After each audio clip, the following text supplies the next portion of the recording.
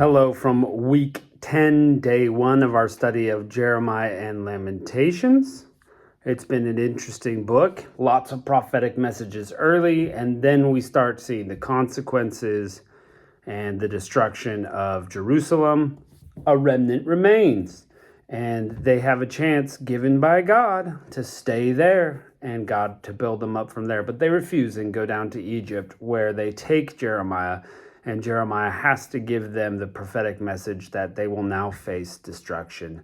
So that's all happened. Let's see what we've got going on in quite a short chapter of Jeremiah. Jeremiah 45. The message that Jeremiah the prophet spoke to Baruch, the son of Neriah, when he wrote the words in the book that the mouth of Jeremiah, in the 4th year of Jehoiakim, the son of Josiah, king of Judah, said. Now, there's been a couple of times, and this is one of them, that we've had these messages out of order. So this message is out of order. Baruch, son of Neriah, is obviously a scribe writing down all the words of Jeremiah. And this is in the 4th year of Jehoiakim. So this is a past message before all this. But what does God have to say? Yahweh, the God of Israel, says to you, Baruch, you said, woe is me now, for Yahweh has added sorrow to my pain. I am weary with my groaning, and I find no rest. You shall tell him, Yahweh says, behold, that which I have built, I will break down, and that which I have planted, I will pluck up. And this is in the whole land. Do you seek great things for yourself?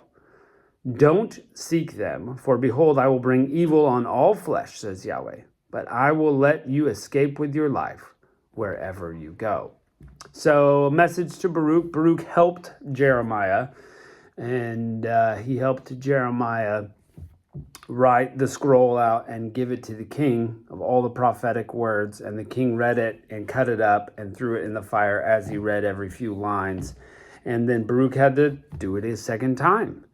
So here's an interaction on Baruch's behalf. I'm going to let you go where you want to go. I'll bring evil on all of these people, but you're going to go where you want to go.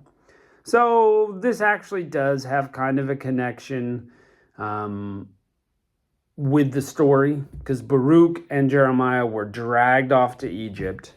And so Baruch may have the choice in front of him. What is he going to do? How is he going to interact with God? And just as we all do, we have that choice. What are we going to do? How are we going to interact with God? Super important choice. The most important choice in life. In fact, I would say this life is kind of like a test. And the question is this: what are you going to do about God? Are you going to serve him or not? And you have 10, 20, 30, 50, 80, 100 years, whatever it is that you live, you have that to figure it out. Now, you're not guaranteed that you have all that time, and that's the tricky part.